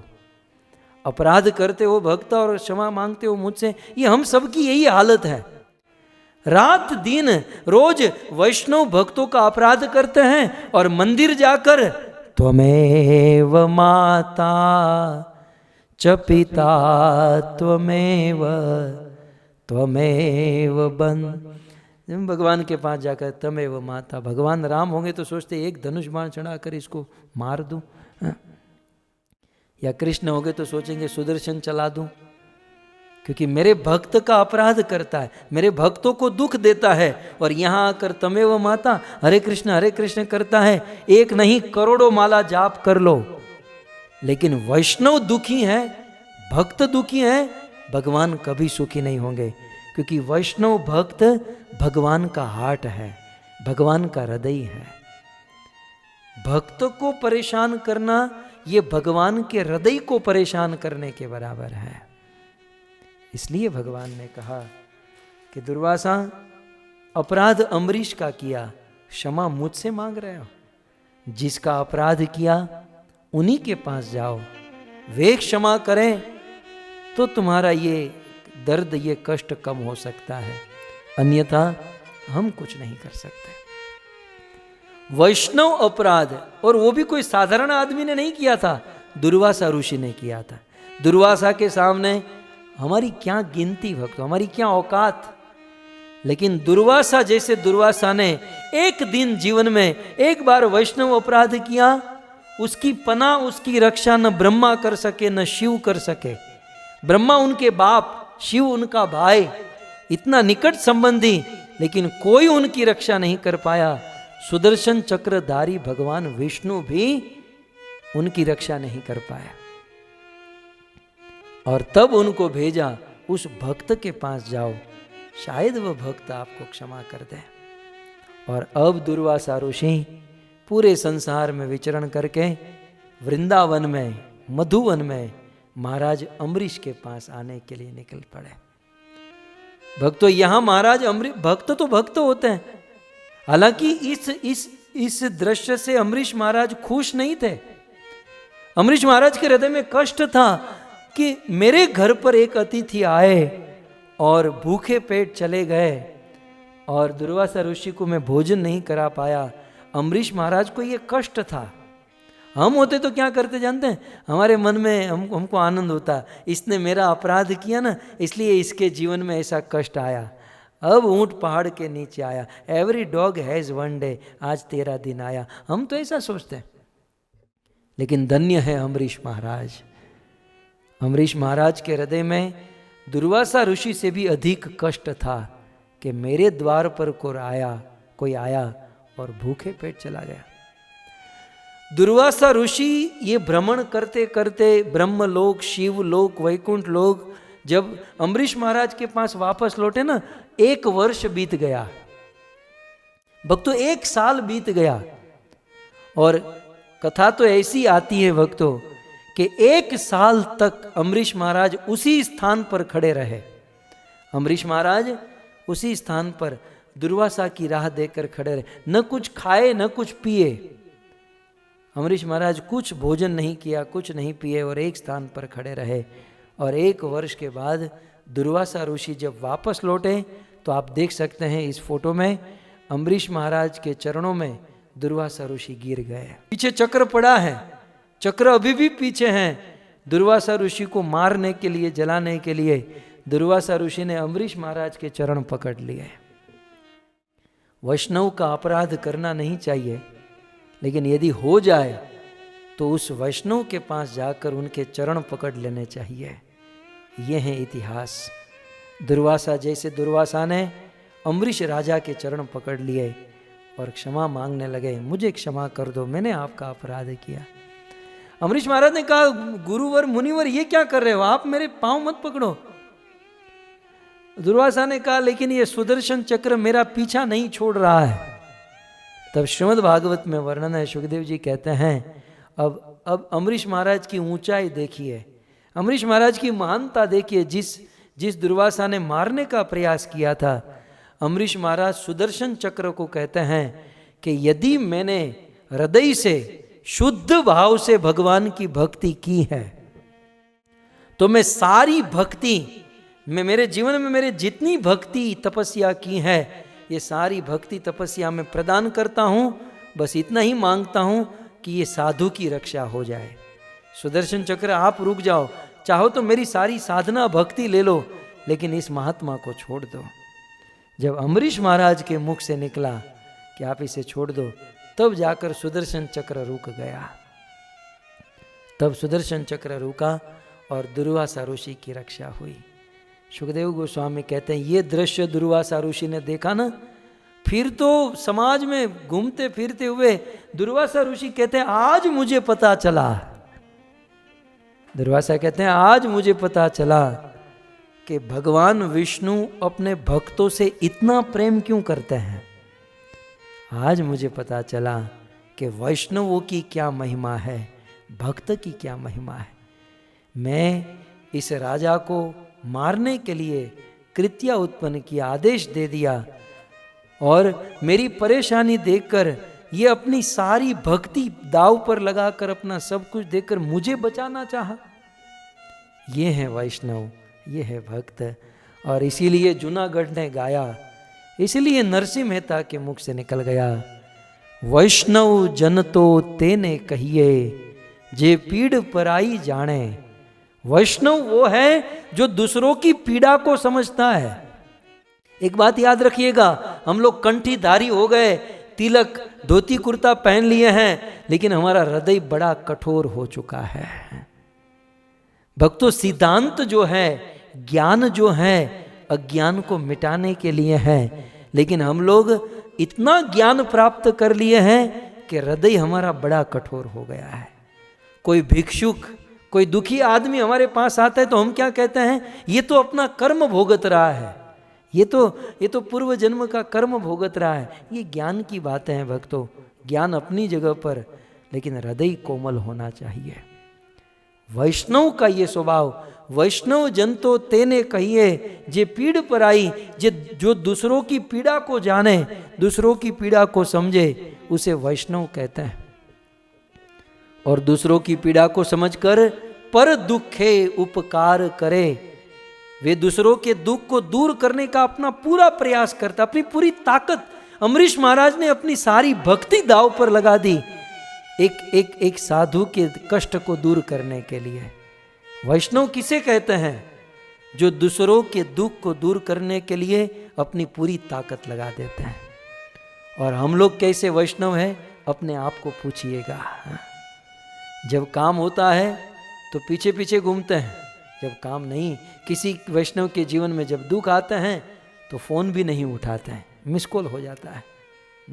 ये वैष्णवता नहीं है।